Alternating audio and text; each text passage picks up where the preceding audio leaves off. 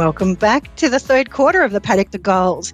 Sharing a meal in a community setting has far-reaching implications for well-being and fosters a sense of connectedness among individuals. At its core, a communal meal is more than just a gathering. It serves as a powerful social glue that nurtures various aspects of individual and collective well-being.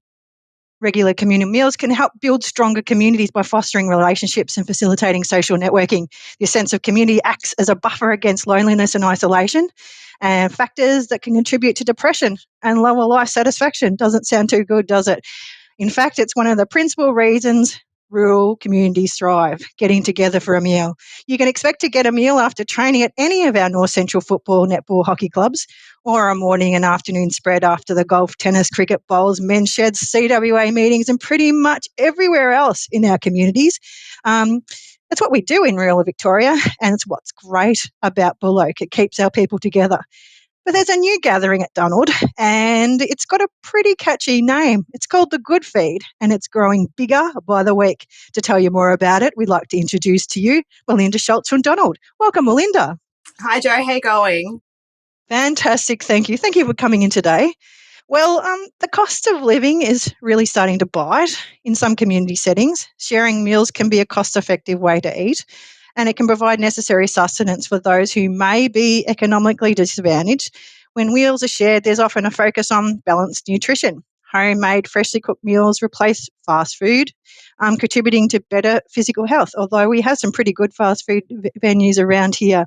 Can you tell us a little bit about how the Good Feed is started and how you came up with the name? So the Good Feed was actually given to me by God. I'm Christian, and one day I just had it pop into my head from the Lord saying, the community needs to be fed and nourished through the food and through the Word of God and socialisation and stuff. So I sort of sat on that for a while and thought about how I could possibly get this up and running. So I reached out to the community to see if we actually had a need for it here within Donald, and if there was going to be enough volunteers to actually support, because I didn't know how big this would actually grow, and knew that I wouldn't be able to do it on my own accord. So, yeah, the name I actually put it out to the community again, asking for ideas on something that we could call it, a catchphrase, or, just grab people's attention. We had a lot of people suggest different names. However, the Good Feed seemed to stick out quite significantly to me. It meant a variety of different things to me, feeding people, both socially, spiritually. We were able to help people with clothes. So it's just, there's a wide range of things that the Good Feed sort of name represents, really. Fantastic. Well, can you tell us a little bit how much it grown? So when we started, how you prepared? Because I can imagine it takes a fair crowd to organise all of that catering. Yes, it certainly does. I've got a fantastic supportive team behind me of people that come in to help prepare the meals, as well as serve them, clean up, set up, just be out there to speak to those who come in and are a little bit unsure about what is happening. So we also have people on the floor that help the bigger families to get their meals, so the kids aren't running around and with hot plates of food and stuff. So we started at the end of April. We had 17 people come through on the first night for the feed, and I just thought that was fantastic. I said to God, I'm like, even if we have one person come through that door, this is going to be a success. I didn't know how many to cater for, so it was fantastic. The first few weeks we actually put some stuff away in the freezers so that we could distribute them later on to people that were coming through the door, or people in the community that we knew would love to have a home cooked meal. So now, the week that we've just gone through, we've had just under 60 people. So we're growing by about 10 people steadily every month at least. So, but no doubt that number is going to continue to grow.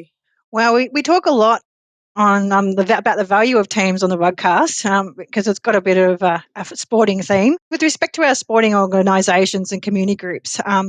Preparing a meal in a community requires all that planning, cooperation, shared responsibility, as you said, and qualities that are transferable to other community activities too. So you're probably doing a lot of work in and building a lot of volunteer activation there too.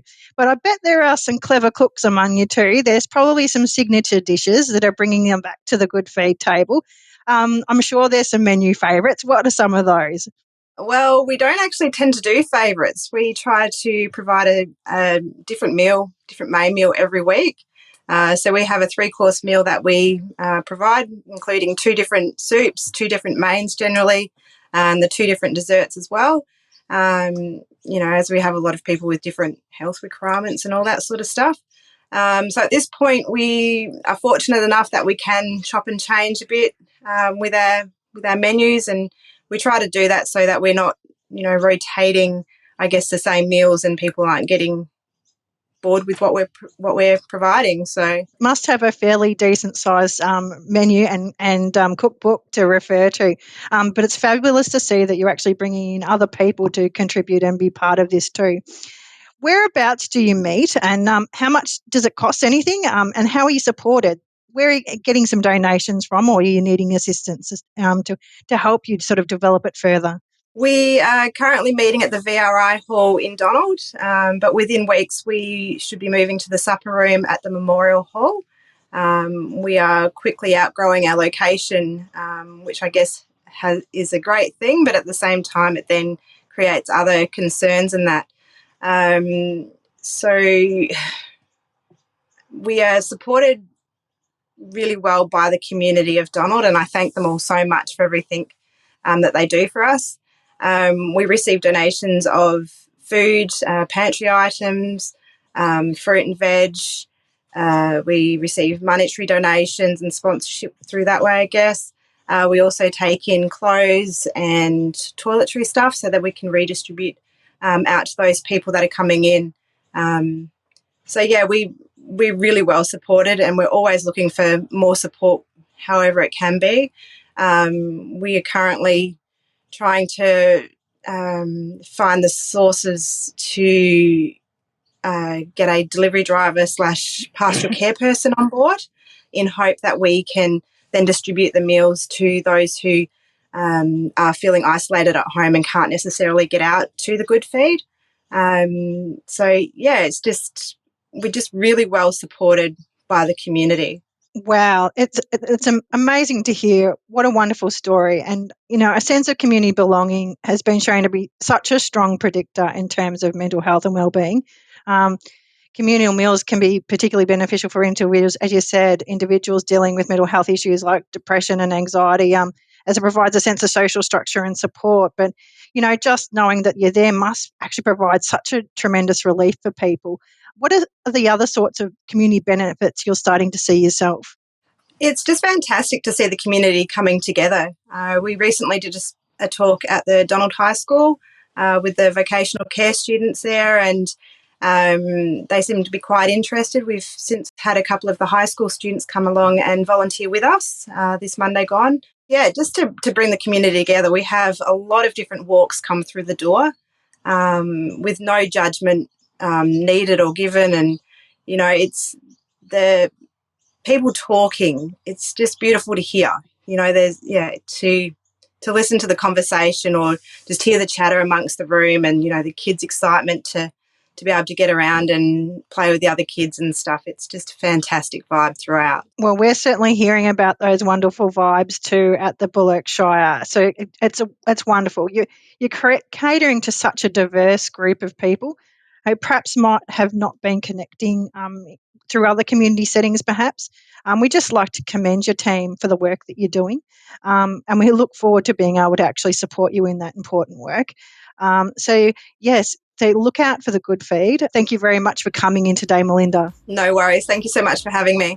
And I think we just heard the 3/4 time siren. See you on the other side of the final quarter for episode 8 of the Paddock the Goals.